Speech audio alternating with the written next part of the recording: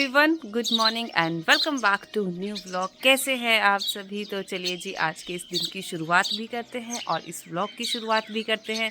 सुबह के बज गए हैं लगभग 9 और आज के मौसम की अगर मैं बात करूं तो मौसम काफ़ी ख़राब है, क्योंकि कल शाम को जब हम लोग सारा काम निपटा कर सोने गए तो उसी के तुरंत बाद बारिश शुरू हो गई और पूरी रात रिमझिम बारिश लगी रही। तो अभी चारों तरफ पेड़ों की पत्तियों से पानी टपक रहा है, धरती बिल्कुल गीली नज़र आ रही है। तो काफ़ी अच्छी बारिश शाम को हुई है। तो लगता है कि महाशिवरात्रि के पर्व पर शिव भगवान काफ़ी प्रसन्न हुए हैं लोगों की पूजा अर्चना से। इस करके शिव भगवान ने काफ़ी अच्छी बारिश कर दी है, क्योंकि बारिश की ज़रूरत काफ़ी ज़्यादा थी, वरना इस बार समय से पहले ही गर्मियाँ शुरू हो गई थी, वो भी एकदम से। तो चलिए जी, जो भी होता है भगवान की माया से काफ़ी अच्छा होता है और हम इंसानों की भलाई के लिए ही होता है। बस हमें थोड़ी शांति बरकरार रखनी पड़ती है। तो बस अभी मम्मी गए हैं सुबह सुबह हरी पत्तियों के लिए, क्योंकि उन्हें 10 बजे के लिए स्कूल भी जाना पड़ता है। पापा नहाने धोने में लगे हुए हैं और मन्नत के बूढ़े नानी जी सोए हुए हैं। तो बस मैं भी कल शाम को काफ़ी ज़्यादा थक गई थी और सबसे बड़ी बात कि मैं काफ़ी लंबे समय के बाद ना चूल्हे की आग पे इतनी देर तक बैठी, मतलब काम करने, उन रोटियों को फ्राई करने। तो वहाँ 1 घंटे बैठने के बाद ना मेरी एनर्जी काफ़ी ड्रेन हो गई थी और शाम को ना मुझे चक्कर ही आने लगे थे। तो बस पूरी रात मैं जैसे तैसे करके सोई। लेकिन सुबह सुबह यहाँ क्या है कि जैसे आप लोगों ने मेरी वीडियो में देखा है कि मजठाई गांव एक बहुत बड़ा गांव है। तो यहाँ पे काफ़ी चहल पहल होती है सुबह सुबह, क्योंकि हमारा जो घर है वो मेन रोड के पास है। तो जिसकी वजह से सुबह सुबह लोग जो स्कूल जाते हैं, कॉलेज जाते हैं, ऑफिस जाते हैं, तो उनका आना जाना हमारे घर के आसपास से ही होता है। तो काफ़ी चहल पहल सुबह सुबह यहाँ शहर शुरू हो जाती है। और उसी के साथ साथ यहाँ पे इतने पक्षी होते हैं कि वो आपको 6 साढ़े 6 बजे के बाद सोना अलाउ नहीं करते। वो आपके घर के आसपास ही उछल कूद करते रहते हैं, ची ची ची ची ची करते रहते हैं। तो बस मैं भी उठ ही गई हूँ अब, और अब चलती हूँ मैं किचन की तरफ फ्रेशन अप होने के बाद, और किचन में देखती हूँ कि वहाँ पे क्या क्या तैयारियाँ हो रखी है और क्या क्या मुझे करनी है, ताकि हम सभी लोग समय से ब्रेकफास्ट कर सके। अभी हमारे शिव भगवान जी अपने परिवार के साथ यहीं पर है, जहाँ पर हमने कल शाम को इनकी पूजा अर्चना की थी। तो बस अब पापा अच्छे से नहा धोकर फिर से इनकी पूजा करेंगे। और ये जो हमने मिट्टी के शिव परिवार बनाए हैं और साथ में इनके लिए भोग चढ़ाया है, तो पापा अब इन्हें लेकर जाएंगे और कहीं साफ स्वच्छ जगह पर रख के आएंगे, जहाँ पर ये किसी के पैर के नीचे ना आए या कोई गंदगी आसपास ना हो। क्योंकि भाई इन मिट्टी में हम लोगों ने शिव भगवान और पार्वती माता का पूरे परिवार का स्वरूप शाम को देखा, तब इनकी पूजा अर्चना की। तो अब व्रत खोलने के बाद इन्हें कहीं फेंक दिया जाए तो फिर तो पाप के दोषी हम लोग बनेंगे। तो इसलिए अब पापा ये काम करेंगे। तो बस इनको फिर से पूजा अर्चना करेंगे, फिर से भोग लगाएंगे और उसके बाद हम इन्हें कहीं छोड़ के आएंगे। और उसके बाद ये जो चंदुआ यहाँ पे लटका हुआ है, इसको भी घर के एक कोने में लगाएंगे। तो वो मैं आपको बाद में बताऊंगी।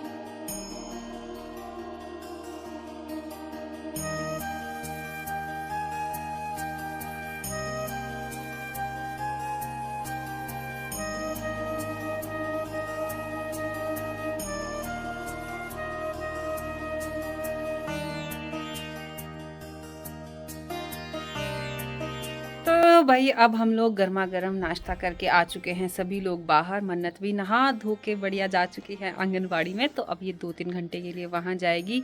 बस हमारी गायों ने भी नीचे अपना घास ख़त्म कर दिया है, तो अब दादी जी जा रहे हैं नीचे। तो इनको अच्छे से अब पानी भी पिलाएंगे और घास भी देंगे। तो पानी आज इनको गर्म ही पिलाना पड़ेगा, क्योंकि मौसम आप देख ही सकते हैं कि ठंडा है। तो इन्हें भी सील गर्म पानी पिलाना पड़ता है, तभी ये अच्छे से पानी पीती है। वरना एक बार मुँह डालने के बाद अगर इन्हें पता लग जाए कि पानी ठंडा है तो फिर ये बिल्कुल भी पानी नहीं पीती। तो इनका ध्यान भी बिल्कुल इंसानों जैसे ही रखना पड़ता है। और अब मैं चुपचाप जा रही हूँ एडिटिंग करने, ताकि आप लोगों को कल महाशिवरात्रि वाला व्लॉग टाइम से देखने को मिल जाए। क्योंकि सभी को होता है कि अपना अपना काम निपटा ले तो अगले काम में मन लगता है। तो जब तक मैं अपना व्लॉग अपलोड नहीं कर दूंगी, तब तक मेरे मन में एक उलझन सी चली रहती है। तो अब मैं आपको मिलूंगी व्लॉग अपलोड करने के बाद। ओहो, जब मैं अंदर गई थी तो मौसम के हाल कुछ हद तक ठीक थे, लेकिन अब जब मैं 1-1.25 घंटे बाद बाहर आई हूँ, तो आप मेरे पीछे देख ही सकते हैं कि मौसम कितना भयानक ख़राब हो रखा है। और गाय तो फ़िलहाल अभी के लिए बाहर ही बंधी हुई है, क्योंकि अंदर ना ये फिर चिल्लाने लगती है काफ़ी, क्योंकि अंदर तो अंधेरा हो जाएगा। तो बाहर ये खुश रहती है, कुछ ना कुछ खाती पीती रहती है। तो बस दादी जी लगे हुए हैं इनकी सेवा में, और मैं थोड़ा थोड़ा महसूस कर पा रही हूँ कि थोड़ी थोड़ी ना बारिश की हल्की हल्की सी बूंदें भी लगी हुई है। तो मैं 11 बजे बैठी थी व्लॉग एडिट करने और अब 12:15 हो रहे हैं। तो मेरा व्लॉग तो एडिट हो चुका है, बस 5 से 10 मिनट में अगर नेट क्वालिटी अच्छी हुई तो वो अपलोड भी जल्दी हो जाएगा। और इसके बाद अब मुझे जाना है लंच की तैयारी करने, क्योंकि मन्नत भी कभी भी आ सकती है स्कूल से, तो फिर वो मुझे कुछ काम नहीं करने देती। तो ये जिम्मेवारी मैंने अपने सिर पर ली होती है कि मम्मी आप ना मन्नत का ध्यान रखो, बाकी घर का काम मैं कर लूँगी, लेकिन साथ साथ में फिर वीडियो का काम भी होता है। तो चलिए कोई बात नहीं, बारिश लगी हुई है बाहर, वैसे भी बाहर का क्या ही काम करेंगे, खाना पकाना ही होता है। तो मेन काम जो मेरा था आप लोगों के लिए वीडियो टाइम से अपलोड करने का, तो वो मैंने कर दिया है। बस अब इस काम को जल्दी से बंद करती हूँ और फिर अपने लिए कुछ और काम सोचती हूँ। और यहाँ पे देखिए चंदुए को हम लोगों ने घर के एक कोने में लगा दिया है। तो ये देखिए, ये इसमें जो ये रोटी वगैरह लगी हुई है ना, इसको तो चिड़िया खा लेती है, लेकिन ये चीज़ें कुछ ना कुछ धूप के साथ मुरझा जाती है। और लास्ट में 1 साल तक ना इसका कुछ ना कुछ पार्ट तो लगा ही रहता है घर में। और यहाँ पे आप मेरे आसपास देख सकते हैं तो काफ़ी मधुमक्खियाँ मंडरा रही हैं। इनका रहस्य मैं आपको किसी और दिन बताऊंगी। फिलहाल तो मैं आप लोगों को यहाँ पे चंदुआ दिखाने आई थी कि इसकी भी पूजा करके सुबह सुबह इसे यहाँ बाहर लटका दिया है। तो गाइज़ अभी 3:30 हो गए हैं और हम लोग सोए ना सोए एक बराबर है, क्योंकि मन्नत को खुद को नींद आई 10-15 मिनट, बस उतनी ही देर जितने मुझ में नींद आने लगी उतनी देर में वो उठ गई। और बाहर का मौसम तो इस समय क्या ही बताऊँ मैं आपको, क्या गज़ब का हो रखा है। सारी पहाड़ियों पे ना धुंध ही धुंध छा गई है और बारिश भी गज़ब की लगी हुई है।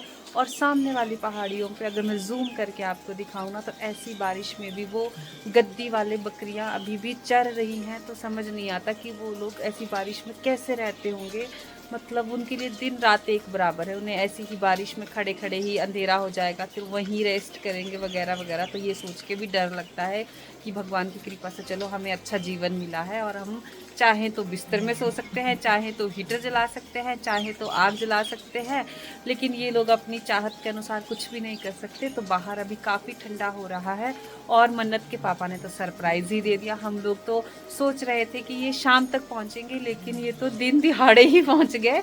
और मैं जस्ट अभी अपना फ़ोन लेने किचन में गई थी सो के उठ के, क्योंकि मैंने वहाँ चार्जिंग पे लगाया था। तो बाहर का व्यू मुझे काफ़ी खूबसूरत लगा, तो मैंने सोचा आप लोगों को भी दिखा देती हूँ। तो मैं अपने ही ध्यान में लगी हुई थी, तो मुझे यहाँ पे ये बड़ा सा अम्ब्रेला दिखाई दिया। तो मैंने सोचा शायद दादी जी उठ के आ गए हैं और वो मन्नत के साथ बात कर रहे हैं, लेकिन जब मैंने ध्यान से अंदर जाके देखा तो वो तो मन्नत के पापा थे।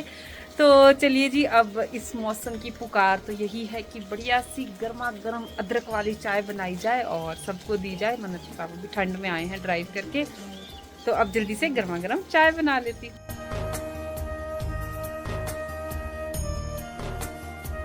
तो गाइस आज तो बारिश रुकने का नाम ही नहीं ले रही है और अब धीरे धीरे शाम भी होने वाली है। तो अब चाय चूहे पी के अब शाम की चिंता सताने लगी है कि आज शाम को हम क्या बनाएंगे। तो बस उसी की तैयारी के लिए मैं और मम्मी अब घर के आंगन में आ गए हैं, कुछ सोचते हैं कुछ हरा भरा बनाने की। तो आज हम बनाने वाले हैं पहाड़ी स्पेशल डिश बिच्छू साग। और ये देखिए बिच्छू का पौधा कुछ इस तरह से होता है और नेचुरली ग्रो होता है, इसको कोई नहीं उगाता है। तो अगर मैं आपको ध्यान से दिखाऊं तो ये देखिए, जो इसमें ये वाइट वाइट दिखाई दे रहे हैं ये है बिच्छू के कांटे। तो अगर ये किसी को टच हो जाए ना तो उसको भाई बुखार आने से कोई नहीं रोक सकता और आपका खून पूरा साफ कर देता है।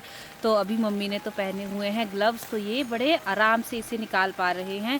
तो बिच्छू बूटी का साग बनाने के लिए ना हमें इसकी कोमल कोमल पंखुड़ियाँ चाहिए होती है, जो कि इसकी ये अपर टिप में होती है। यहाँ देखिए, तो मेरे हाथ तो नेक्ड है तो मैं इसे छू नहीं सकती। अगर मैं गलती से छू लूँ तो काफ़ी देर के लिए मेरे हाथों में जनजनाहट होगी। और अभी भी बारिश लगी हुई है, तो हम दोनों ना छतरियाँ लेके निकली हुई हैं यहाँ पे, क्योंकि उसके बाद अंधेरा हो जाता है, फिर ध्यान से कुछ दिखता नहीं है। तो बस मम्मी फटाफट से निकाल रही है। तो ग्लव्स होने का ये फ़ायदा काफ़ी अच्छा है।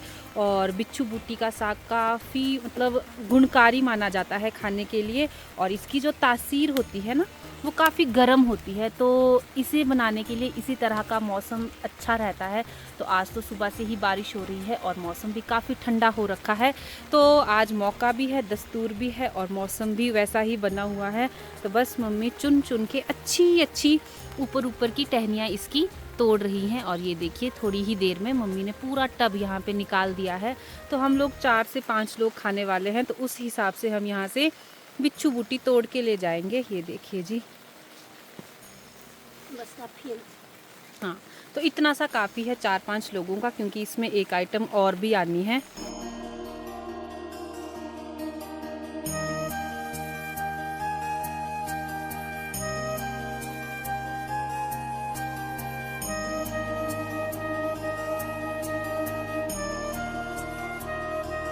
यहाँ पर मम्मी खेत से पालक भी लेके आ गए हैं, अपने खेत से बिल्कुल ताज़ी ताज़ी, और इसको हमने अच्छे से पानी से धो दिया है। और बिच्छू बूटी को भी हमने पानी में डुबो के अच्छे से रखा है। वैसे तो आज सारा दिन ही बारिश हुई है, तो वैसे तो ये साफ़ है, लेकिन फिर भी कोई डाउट ना रहे, कोई रिस्क नहीं लेना चाहते, इसलिए हमने इसे पानी में डुबो के रखा है। और ये बिल्कुल साफ़ भी हो गई है। तो बस अब हम ना इसे थोड़ा थोड़ा बारीक काटेंगे, क्योंकि इतने मोटे मोटे देखो इसके तने हैं, तो ये पकने में थोड़ा सा समय लेगा, इसलिए हम लोग इसको चॉपिंग बोर्ड पे अच्छे से, मतलब ज़्यादा नहीं, रफली सा काटेंगे, पालक को भी और बिच्छू बूटी को भी। तो इस तरह से हम इसको रफली काटेंगे। और मम्मी ने अपने हाथों में एक प्लास्टिक रस का पैकेट पहन लिया है, ताकि इनको इसके कांटे ना चुभे। तो हम मोटा मोटा काटेंगे और इस तरह से इसको कढ़ाई में रखते जाएंगे।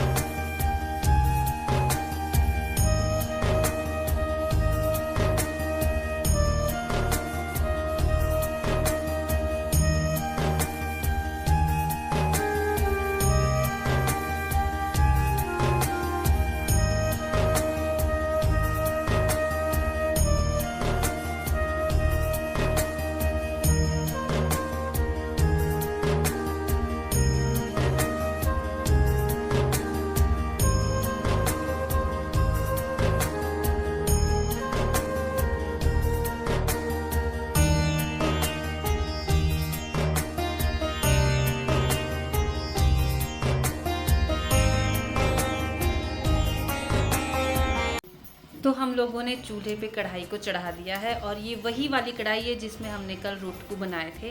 तो चूल्हे पर के लिए ना सभी बर्तन अलग होते हैं, ताकि क्योंकि वो काले होते हैं। तो बस नीचे हमने मीडियम आंच में आग जला रखी है, और ऊपर हमने कढ़ाई में पूरा साग डाल दिया है, बिच्छू बूटी और पालक को रफली काट के। उसके ऊपर थोड़े से हमने चावल भी धो के डाल दिए हैं, थोड़े से, लगभग 1 मुट्ठी के बराबर।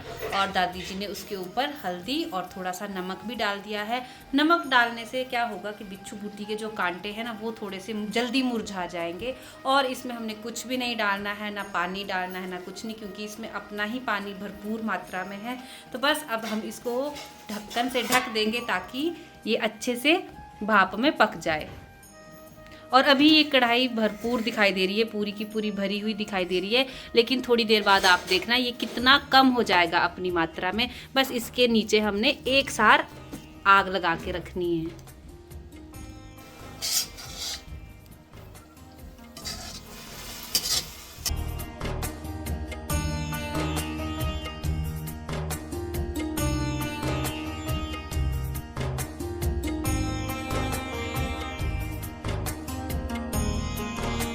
तो ये देखिए जी, 2-3 मिनट पे जितने में दादी जी ने इसकी हिस्ट्री बताई, उतनी देर में देखिए ये कितना कम हो गया पक पक के। और अब हमें इसे ज़्यादा भी नहीं पकाना है, क्योंकि इसके पोषक तत्व फिर बिल्कुल ही ख़त्म हो जाएंगे, जो भी इसमें खास चीज़ें हैं, मिनरल्स हैं। तो अगर हम लोग इसे ज़्यादा पकाएंगे, फिर सिर्फ ये हरा घास ही रहेगा, इसकी सारी अच्छी चीज़ें जो हमारे शरीर को चाहिए वो ख़त्म हो जाएगी। तो बस अब हम इस कढ़ाई को उतार देंगे नीचे।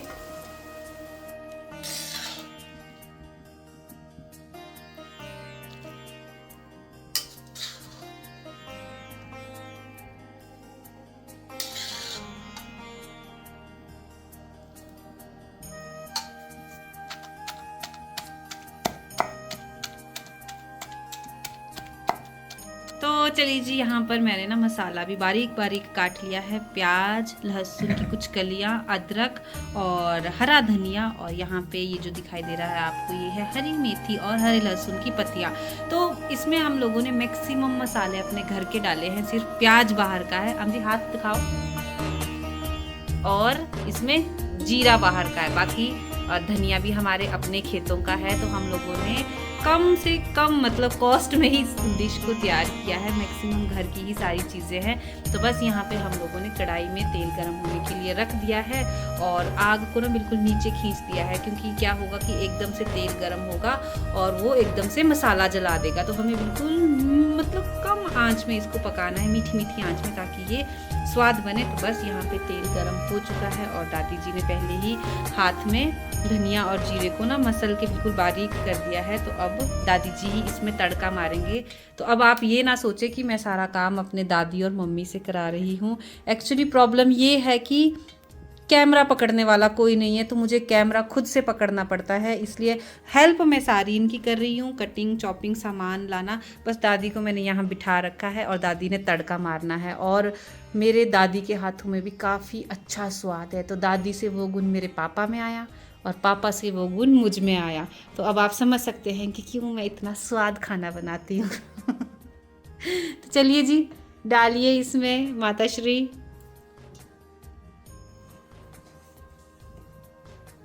और दादी ना ऐसे ऐसे काम करने में बड़े खुश होते हैं, क्योंकि इन्हें ना बिल्कुल पसंद नहीं है गैस के ऊपर का खाना। तो चूल्हे का खाना और कुंडी डंडे से पीसा हुआ मसाला ये इन्हें काफ़ी पसंद है। ये ना मिक्सी वगैरह सबको कम ही यूज़ करते हैं और जो यूज़ करता है उसे भी ये कम ही पसंद करते हैं। तो अभी ये मुझे बोल रहे थे कि तुम तो आधे से ज़्यादा स्वाद तो मशीनों में ही मार देते हो। जो हाथ से पीसने पे और इस तरह से चूल्हे पे पके हुए खाने का स्वाद है ना, वो कुछ अलग ही होता है और वो खाने को बिल्कुल निरोगी बनाता है। तो ये देखिए जी, ये बिल्कुल मीठी मीठी आंच में इसमें तड़का लगाएंगे और बस कुछ ही मिनटों में हमारा स्वादिष्ट बिच्छू बूटी का साग बन के रेडी हो जाएगा।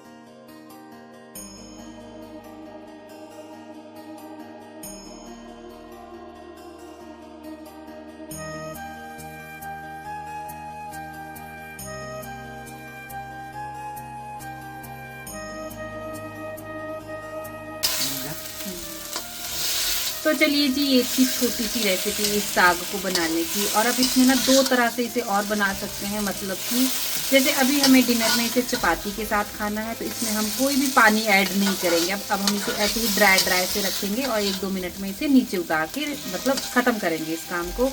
अगर इसे चावल के साथ खाना है तो इसमें फिर आपको जितना लिक्विड चाहिए उतना आप गर्म पानी डाल के इसे लिक्विड बना सकते हैं। तो फिर इसे चावल के साथ भी खा सकते हैं और रोटी के साथ भी खा सकते हैं। तो हमें चपाती के साथ खाना है तो हमें तो फिर ऐसा ही टाइट का चाहिए। तो गाइस, ये थी हमारे बिच्छू बूटी के साग की रेसिपी। आई होप आपको ये रेसिपी पसंद आई होगी। अब मेरी दादी जी वगैरह ने तो ये बहुत बार खाया है, लेकिन मैं इसे पहली बार खाने वाली हूँ, क्योंकि मैंने सिर्फ इसके बारे में सुना ही है, यूट्यूब पे वीडियोस देखी हैं, लेकिन मेरी जीभ इसका स्वाद पहली बार लेने वाली है। और ये कैसा बना है इसका अपडेट तो मैं ऑब्वियसली आपको कल ही दे पाऊंगी कि वो कैसा बना था। और आज मन्नत के पापा आए हैं, आपने देखा वीडियो में, तो वो ऐसी ऐसी चीज़ें खाना कम पसंद करते हैं। आप सभी जानते हैं कि वो हरा भरा खाना खाना कम पसंद करते हैं। तो उनकी वजह से हमें इसमें पालक डालनी पड़ी कि चलो थोड़ा सा मतलब इसका टेस्ट और अच्छा हो जाए पालक की वजह से, क्योंकि पालक तो खाते ही है हर इंसान। तो अगर ये अच्छा बना, मतलब बहुत अच्छा बना, तो मैं जब मन्नत के पापा नहीं रहेंगे जिस दिन, उस दिन मैं स्पेशली सिर्फ बिच्छू बूटी का साग बना के मतलब खाना पसंद करूंगी। और फिर मैं दोनों का डिफरेंस करूंगी कि बिच्छू बूटी प्लस पालक अच्छा बना या सिर्फ बिच्छू बूटी वाला अच्छा बना। तो बस अब मुझे आटा गूंथना है और आग बहुत अच्छी जली हुई है चूल्हे में, तो चूल्हे पे ही गर्मा गर्म रोटी भी बनानी है। तो एक तरफ से मैं साग परोसती रहूंगी और एक तरफ से गरम गरम रोटी देती रहूंगी। और अभी समय फिलहाल 7:15 हुआ है, तो 8 के बजे मैं चपाती बनाना भी शुरू करूंगी। तो बस ये था आज का दिन। तो बारिश वाले दिन में मतलब मैक्सिमम लोगों का दिन ऐसे ही चला जाता है, लेकिन हमने इसे थोड़ा सा यूज़फुल बनाया, थोड़ा सा यूटिलाइज़ किया अपने टाइम को। एक रेसिपी भी सीख ली अपने दादी से और नई चीज़ का स्वाद भी ले लेंगे हम लोग। तो चलिए जी, मैं इस वीडियो को एंड करती हूँ। और ये कैसा बना और कैसा नहीं बना, इसमें क्या कमी रही और वगैरह वगैरह, ये सब मैं आपको अब कल अपडेट दूंगी। तो चलिए जी, मिलती हूँ आप सभी से कल। तब तक आप सभी लोग अपना ध्यान रखिए।